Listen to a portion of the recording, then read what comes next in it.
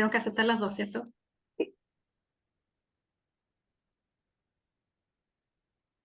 Ok.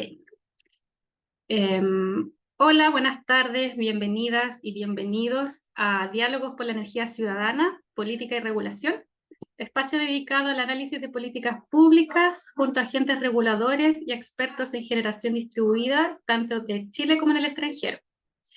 Diálogos por la Energía Ciudadana es una iniciativa de la ONG Energía Colectiva. Mi nombre es Daniela Zamorano, soy coordinadora de proyectos. Nos acompaña también Carla Douglas en los controles hoy en esta entrevista. Y hoy nos acompaña Kathleen Schneider.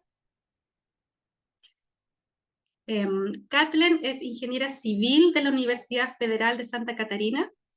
Desde 2016 es investigadora del Laboratorio de Investigación en Energía Solar de esta universidad, donde realizó su maestría en cooperativas solares. Tiene experiencia en regulación de generación distribuida, comunidades de energía renovable y transición energética en sistemas aislados en la Amazonía brasileña. Además, es cofundadora y coordinadora de la Red Brasileña de Mujeres en Energía Solar, la Red MESOL, y el año 2023 comienza su doctorado en política energética y climática en la Universidad de Sussex en Inglaterra. Bienvenida, Kathleen. Gracias, Daniela. Gracias, Carla. Mucho gusto estar aquí. Muchas gracias a ti por estar aquí con nosotras para hablar este tema sobre la generación comunitaria en Brasil. Antes de empezar la entrevista, queremos contarles que en Brasil la generación distribuida conectada a la red de distribución fue establecida por la Resolución Normativa 482 en el año 2012, la cual definió dos niveles, la micro y la mini generación, y además estableció un esquema de compensación de energía eléctrica o net metering. Luego, en el año 2015, mediante la resolución 687, se incorporó la generación comunitaria en dos modalidades, la generación distribuida de condominios y la generación compartida. Y esta última puede llevarse a cabo mediante la figura de consorcio o de cooperativas de energía. De acuerdo al artículo escrito por Kathleen en la edición de julio de la revista Energía y Equidad, Comunidades Energéticas, Energías Comunitarias, en estos últimos años la generación compartida en Brasil ha seguido dos modelos que Kathleen denomina como energía por suscripción y energía ciudadana. Sobre estos dos modelos y los últimos cambios normativos introducidos el año 2022 en el sistema de compensaciones de energía, conversaremos hoy junto a Kathleen Schneider. Bueno, Kathleen, luego de esa introducción, nos gustaría primero que todo conocer un poco de la historia de la regulación. Conocer, por ejemplo, qué actores promovieron la idea de incluir las cooperativas de energía dentro de la regulación de la generación distribuida en Brasil y cómo fue este proceso. Perfecto. Entonces, la generación distribuida fue regulada. Si yo hablo alguna palabra rara en español es porque es mi portuñol, entonces por favor me apuntes. Yo No te puedo preocupes, explicar un poco mejor. yo Pero traduzco ahí tu portuñol. vamos. Ahí vamos. La regulación distribuida fue regulada en Brasil en 2012. Con su regulación ya tenía como previsto una fase de revisión en 2015. Entonces tuvimos ahí 4 años, 12, sí, 4 años no, 3 años de regulación, más o menos, hasta que empezamos un proceso de revisión.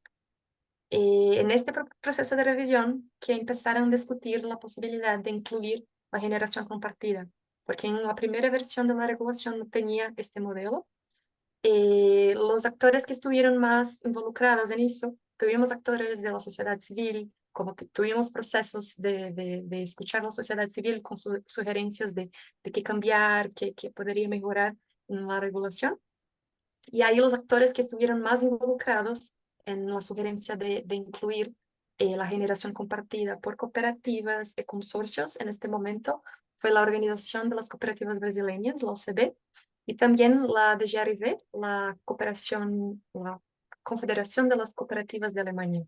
Yo entiendo que fueron los actores que estuvieron ahí más involucrados en trazer esta propuesta de generación compartida por cooperativas y consorcios. principalmente las cooperativas también ahí mirando una idea, una intención de traer como a las personas más activas de una forma comunitaria, una generación distribuida. Ujú. Pues entonces la OSB y la DGRB, la OSB tiene un papel importante en Brasil en la promoción de las cooperativas, ¿cierto? Sí, exacto.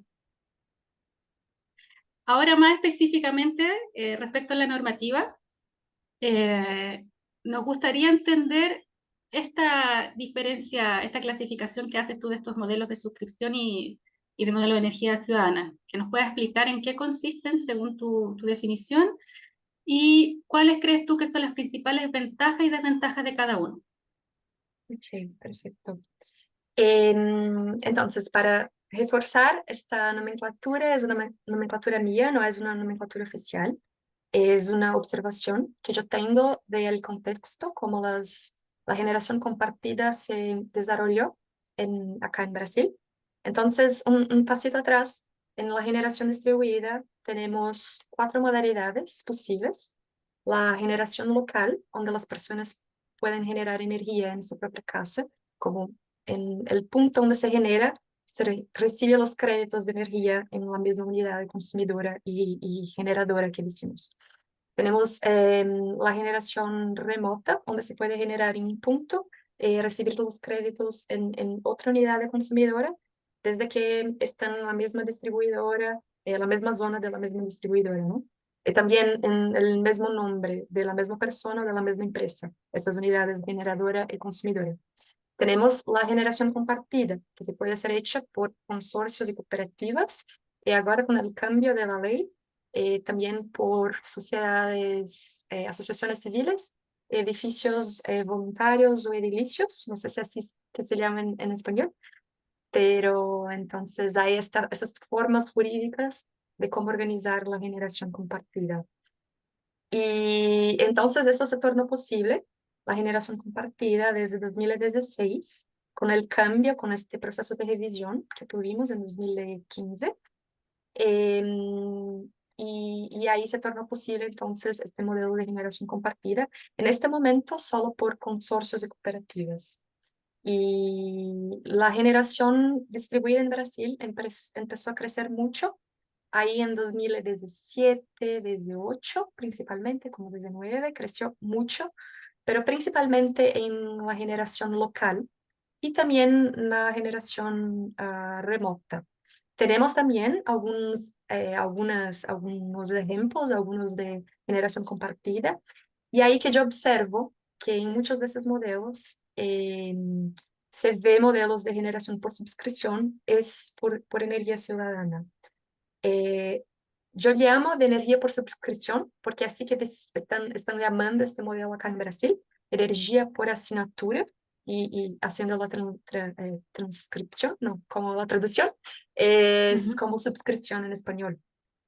Entonces es como la persona que quiere hacer parte del modelo de generación distribuida, pero no tiene espacio en su casa, no tiene un techo o no tiene la posibilidad de hacer una inversión en un sistema, puede suscribirse en ese sistema de suscripción.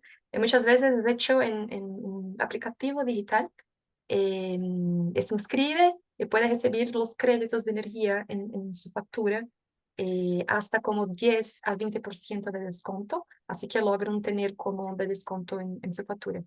Este modelo creció mucho y lo que pasa es que generalmente es un modelo donde hay un inversionista tercero, que es el propietario de la planta o del espacio donde hay esta planta de energía. Este inversionista alquila el sistema para una cooperativa, un consorcio, que hace la distribución de los créditos. Entonces, lo que pasa muchas veces es que las personas que están ahí como haciendo la suscripción, siquiera saben que están en un modelo de cooperativa, porque así es todo digital, ¿no? Es súper ahí, es sencillo de conectarse. Este es el modelo que más creció. Hay una capilaridad muy grande llega a muchas personas. Y el modelo de generación ciudadana, este hace que llamo porque las personas están más involucradas. Como es un grupo de personas en una comunidad que se conocen, que tienen una necesidad, que tienen la intención de generar energía para esta comunidad por alguna razón, se juntan y muchas veces hacen la inversión juntos en la planta o solamente algunas personas del grupo que tienen más condiciones financieras hacen la inversión. Entonces la planta pertenece a este grupo.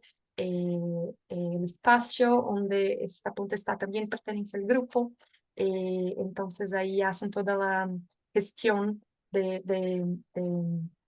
esta comunidad de energía juntos. Entonces los actores están más involucrados, toman las acciones, las decisiones ellos propios. Así por eso que llamo de energía ciudadana, porque hay las personas se involucran en este modelo. Este modelo todavía no creció tanto en Brasil. Hay sí algunos ejemplos de eso. Eh, sí, se ve que este no creció tanto cuanto la energía por suscripción. Sí, creo que es eso que puedo compartir sobre eso. Y en el fondo, ese crecimiento menor de la energía ciudadana en comparación, o sea, con el modelo de energía ciudadana en comparación con el modelo de suscripción, se debería principalmente al financiamiento, a la facilidad de financiamiento, me imagino. O hay otros Yo creo, factores que... sí, yo creo que hay no solo una razón, podemos hablar de muchas, pero lo que pienso, lo que puede hacer sentido bastante, es que este modelo de generación por suscripción es más replicable. Esa es una palabra en español. ¿Cómo Replicable, sí, sí, muy bien, muy tú. como... Buenísimo. Sí, es más, no voy a decir que es sencillo el modelo, porque no es, pero se puede replicarlo en diferentes estados, en diferentes lugares del país. No necesita mucho de un contexto especial, porque si hay un investidor tercero, una persona que tiene la intención de tiene como invertir en una planta y eso hay mucho, porque la energía solar creció mucho en Brasil en estos años. Entonces hay muchos inversores, personas que tienen plantas, que quieren como alquilar las plantas para algún modelo de negocio. Entonces eso se puede hacer en cualquier parte del país. La energía ciudadana no. Me parece que es un modelo ahí mucho local. Cambia mucho como un modelo de energía ciudadana de un punto para otro de Brasil, como nace de una necesidad de una comunidad, nace de un contexto, nace de... Entonces, cada modelo de energía ciudadana que vas a encontrar en Brasil tiene un modelo de negocio muy distinto y muy Diferente. adaptado para, sí, muy adaptado para la necesidad de esta comunidad. Claro. Entonces, en general se queda muy pequeño, se queda ahí para atender las necesidades de este grupo. En cuanto a la generación por suscripción, como se replica por todos lados, está más sencillo de hacerlo, ¿no? Y me gustaría entender un poco cómo funciona esto del arriendo, del alquiler, eh, que las personas, bueno, que cada suscriptor en el fondo realiza al participar en un proyecto de este modelo. ¿Cómo? Porque es la cooperativa quien paga este arriendo al inversionista o es cada miembro que paga al inversionista, y si la distribuidora de energía tiene un rol en ese sentido, en ese cobro. Ujú. No, es la cooperativa. Este investidor tercero, la cooperativa o el consorcio. En muchos ¿O el qué? modelos o el consorcio, se llama Ujú, consorcio, cierto. ¿sí? Ajá, ok. Sí, Sí, puede ser una cooperativa o consorcio. Muchos son consorcios también, muchos son cooperativas. Y muchos también usan este modelo de generación remota. Entonces, hay muchas formas de hacer esta energía por suscripción. No son las personas que hacen el arrendamiento, es la cooperativa, el consorcio o la empresa que está como haciendo la gestión de este modelo de negocio. Que entre el inversionista y la sí, cooperativa. Pero me imagino entonces exacto. que... Es como hace el punto de conexión entre quien tiene energía para distribuir y quien quiere la energía. Entonces, este es el actor que está en el medio que hace también como alquila y hace la distribución y gestión de los créditos para las personas que Ah, la buscan eso. gestión de los créditos la hace la cooperativa, entonces. Exacto, exacto. O la empresa que está ahí como organizando todo el modelo, ¿no? La cooperativa o el consorcio o la generación remota es la forma jurídica que está por trás que hace eso posible. La parte Pero que en de el, compartir los créditos. ujú, pero que en el fondo está vinculada al inversionista, o sea, no son las Sí, personas miembros de la cooperativa que gestionan la cooperativa. Esa es mi duda. no. No, no, no, No, es la empresa, las personas que están ahí como coordinando el modelo de negocio. No son las personas de la cooperativa. ya ahí cada No tiene ninguna decisión activa en cómo, las solo como personas. eligen, sí, exacto. Y Y ellos le pagan el arriendo a la persona, le paga el arriendo a la cooperativa. O, sí o está es, dentro de su asignatura, como de su suscripción, como hacen una suscripción de, no sé, X reales. Para eso reciben como 10% o 20% de su factura de energía. Entonces, cuando hacen la suscripción, empiezan a tener dos facturas, digamos, una factura de la suscripción y después también pagan por su factura de energía, pero con ahí este con un ahorro. descuento. Y exacto, en el final, como aún está más, como más, pagan menos por su energía que pagaban antes cuando no tenían este vínculo con esa suscripción, ¿no? No sé si se me hago clara, Sí, pero... sí, lo entendí. Hiciste otra pregunta también, que ahora me olvidé. Respecto, o sea, ¿cuáles serían las ventajas y desventajas? Pero yo creo, no, te pregunté sobre el rol de la empresa distribuidora, pero en el fondo entiendo que la Ah, empresa eso. Es lo no mismo para todos juega, los modelos, es lo mismo en todos los modelos de generación distribuida, como el autoconsumo local, remoto, compartido, hace esta conexión con la red, como la gestión de los créditos por parte de la distribuidora, ¿no? Como, como las facturas de energía y toda esta claro, gestión hace la distribuidora, pero hace en cualquier modelo. Lo que la cooperativa hace es como, ir, como verificar si está haciendo bien, porque lo que pasa es que muchas distribuidoras no hacen muy bien, hacen como muchos errores y todo eso.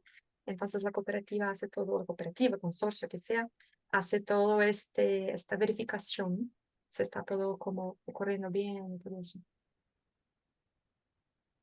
entendí, me quedó súper claro. Ok, buenísimo. Em, bueno, hablaste antes de que la generación distribuida comenzó a crecer mucho a partir del 2018 y hay un dato también en tu artículo muy interesante que dice que a partir del 2020, comparada con la generación centralizada del país, creció en proporciones muy grandes. Dice que del total de la potencia instalada de energía solar para el 2022, el 70% corresponde a pequeños sistemas de generación distribuida, mientras que el otro 30% sería la generación centralizada, que es algo increíble. Sí. Eh, ¿A qué crees que se debe este aumento tan importante de la generación distribuida? Ujú. Sí, también aquí yo veo algunos factores.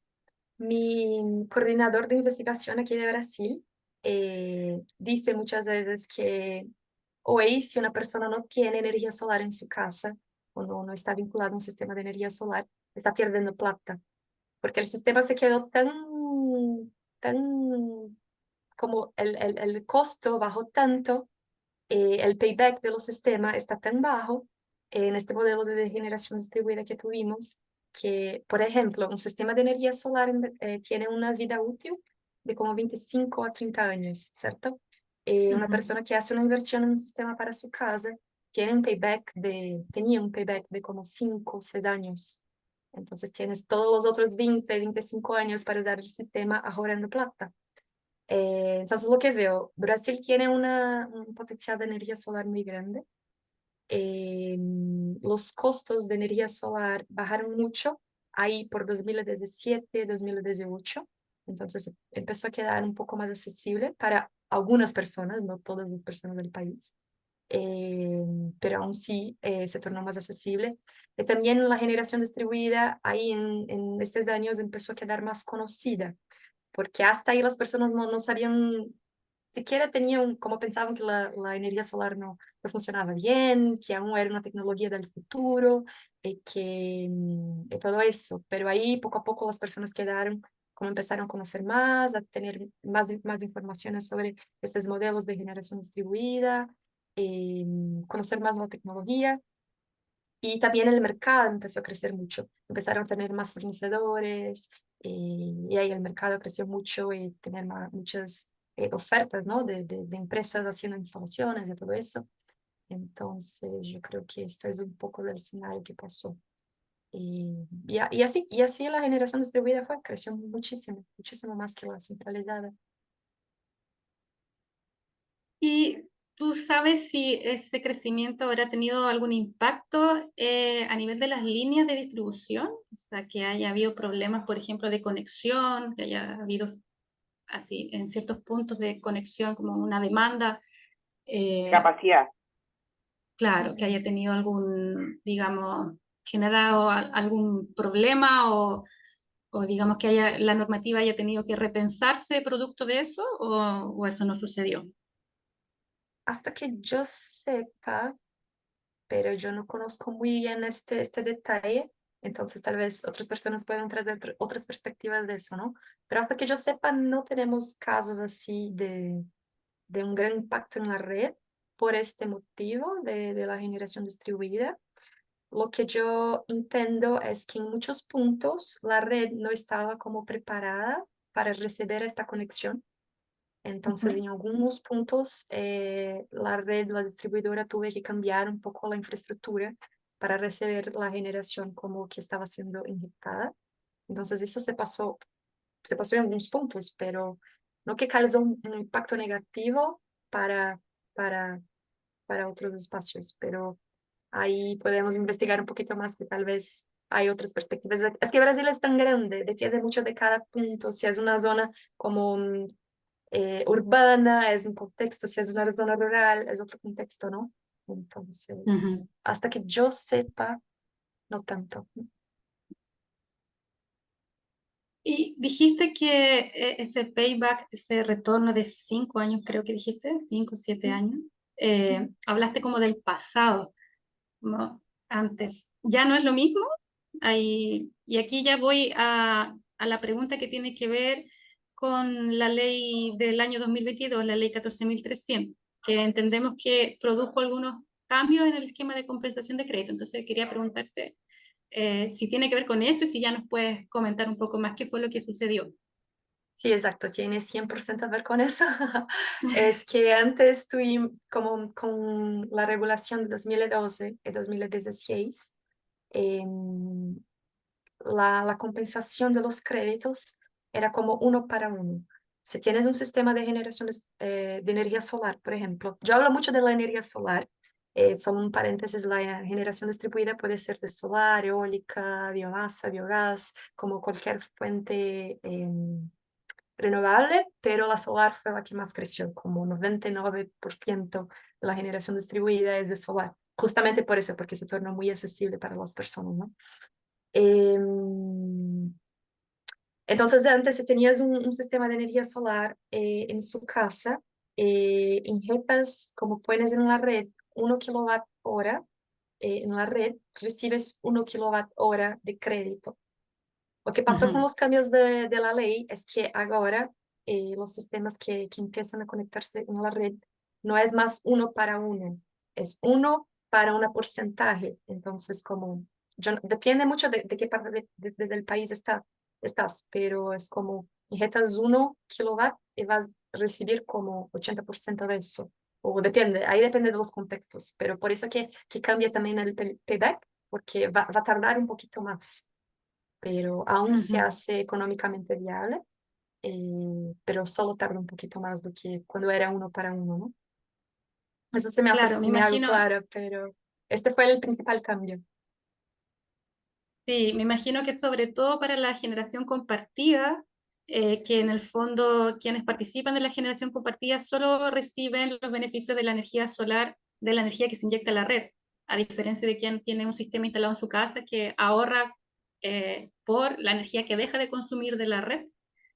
En el caso de la generación compartida, es solo la que se inyecta y que, según lo que te entiendo, es lo que ahora en Brasil ocurre o funciona como funciona en Chile, que en el fondo no es compensación de energía, sino es una valorización en la cuenta de electricidad que es menor al valor del valor del kilowatt hora que todo el mundo paga. Entonces en Chile también es como un 70%, varía también dependiendo del lugar, pero...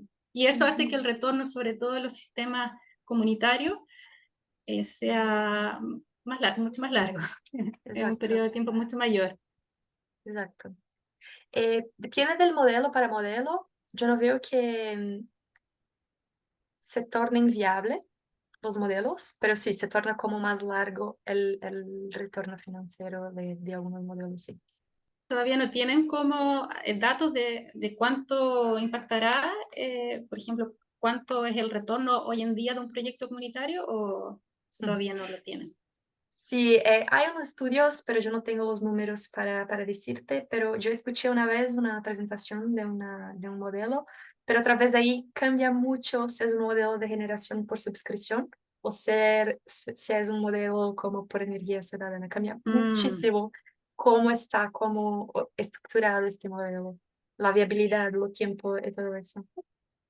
Y eso justamente quería preguntarte, ya más o menos lo adelantaste, o sea, ¿qué impactos tiene este esquema de compensación en los dos modelos? Ujú. Según te entiendo, sí, hay una diferencia, pero entonces, ¿cuál se vería más impactado? ¿El modelo por suscripción o el modelo por energía ciudadana? Por ciudadana, me fijo, porque este proceso de revisión de la regulación tomó mucho tiempo, porque así como en 2012 tuvimos, la regulación fue publicada en 2012, estaba previsto una revisión en 2015. Este fue no voy a decir que fue sencillo, pero fue así como fue programado, ¿no? Hicieron como todo el proceso de revisión en las fechas y todo eso. En 2016 tuvimos la revisión de la regulación y estaba previsto para que tuvimos una otra revisión en 2018. Pero ahí empezó un proceso que empezó a tardar mucho porque las propuestas de la Agencia Nacional de Energía Eléctrica estaban mucho en desacuerdo con lo que el sector de energía solar principalmente creía como viable para el crecimiento del sector en el país. Entonces, este momento de revisión tardó muchísimo. Y ahí he venido como la COVID, entonces este proceso de regulación, cómo se frenó ahí durante la COVID, ahí surgió un proyecto de ley que tardó muchísimo hasta ser como validado, y solamente en 2022 que tuvimos una ley que ahora tenemos un poquito más de estabilidad regulatoria como de jurídica, legal. Pero desde 2018 hasta 2022 tuvimos esta instabilidad regulatoria. Las personas no sabían qué iba a pasar con sus proyectos, si iba a cambiar la viabilidad, los proyectos que tenía hecho en el pasado, si iba a cambiar alguna cosa en su viabilidad económica para el futuro. Entonces, lo que veo es que para las iniciativas de energía ciudadana, muchas que yo he conversado en estos años, esta instabilidad regulatoria les fue un gran impacto, como muchos frenaron sus proyectos, como no, yo no sé qué voy a hacer porque puede mudar aquí en 2 meses, aquí en un año, no sé cómo hacer este modelo de viabilidad. Entonces, muchas de esas iniciativas frenaron y otras siquiera cómo siguieron con sus proyectos porque no sabían muy bien qué iba a pasar. La energía por suscripción, como tiene, no sé, una estructura un poco más fuerte porque tiene un inversor, tercer de la planta, tiene este modelo así más estructurado, ¿no? Esos ahí siguieron, crecieron mucho y muchos así también me vio una aceleración de esos modelos porque las personas querían como garantir que quedasen en las reglas antiguas de uno para garantir su viabilidad económica. Entonces, tuvimos una aceleración de esos modelos se creció mucho para quedar en la regla de uno para uno. Esta es otra vez también una perspectiva mía, pero sí que lo veo. Si me hago clara, mi portuñol está muy trabado, Está pero ahí vamos. perfecto, Kathleen, Pero claro. perfecto.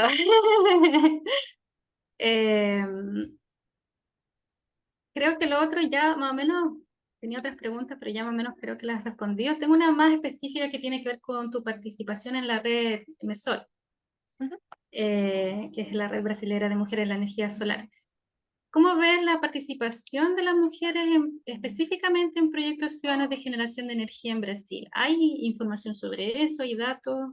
¿Tienes algo que nos puedas contar? ¿Mm? Y datos específicos como desagregados por género no tenemos. Me gustaría mucho hacer una investigación con esos datos un poco más claros.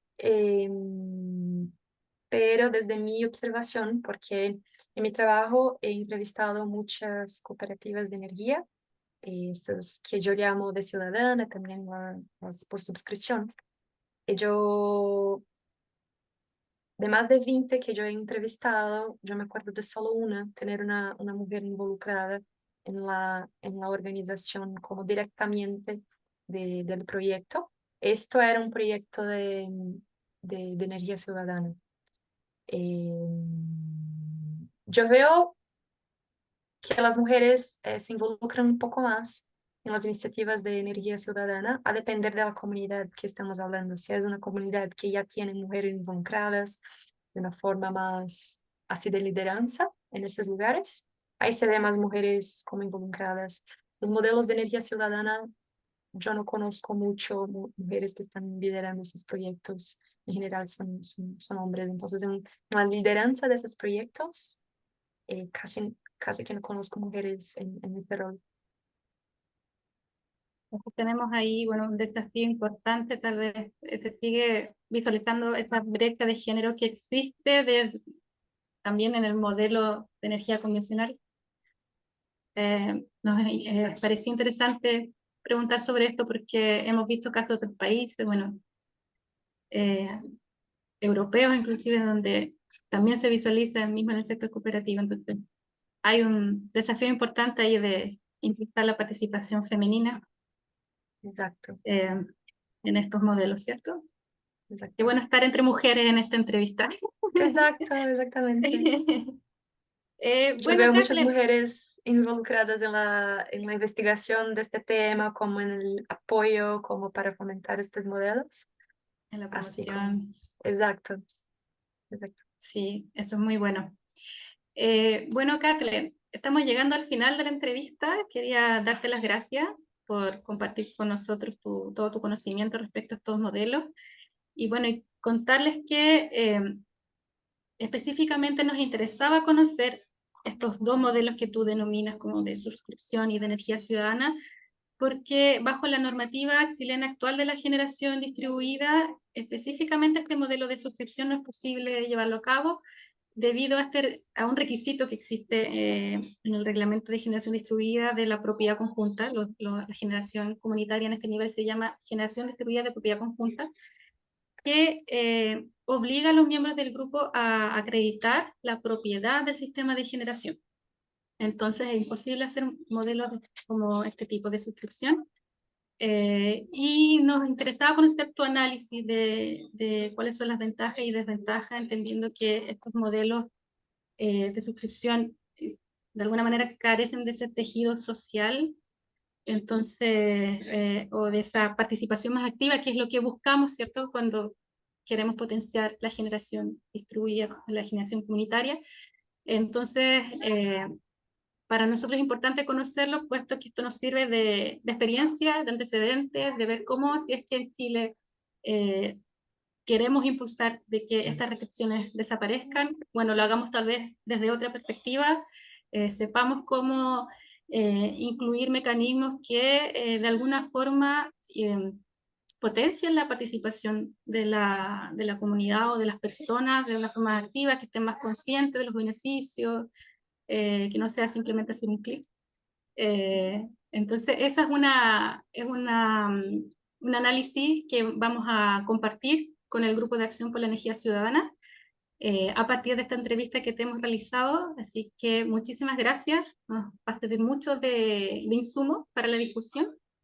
Y eso, invitar a los miembros del Grupo de Acción por la Energía Ciudadana que sigan participando y escuchando y siguiendo las entrevistas que vamos a realizar. Esta es la primera de 6 entrevistas. Tenemos en mente incluir a expertos de otros países también, así que sigan atentos a las entrevistas que vamos a ir lanzando de forma periódica. Eso, no sé si quieres decir algo más, Kathleen. Sí, muchísimas cerrar. gracias por la invitación. Me alegra mucho conectar con países latinoamericanos para discutir este tema. Entonces, está buenísimo conectarnos y aprendernos juntos unos con los otros, ¿no? Para seguir como ahí promoviendo la energía comunitaria en Latinoamérica. Muchas gracias, Dani. Muchas gracias, Carla. Gracias, Catherine. Gracias, Kathleen.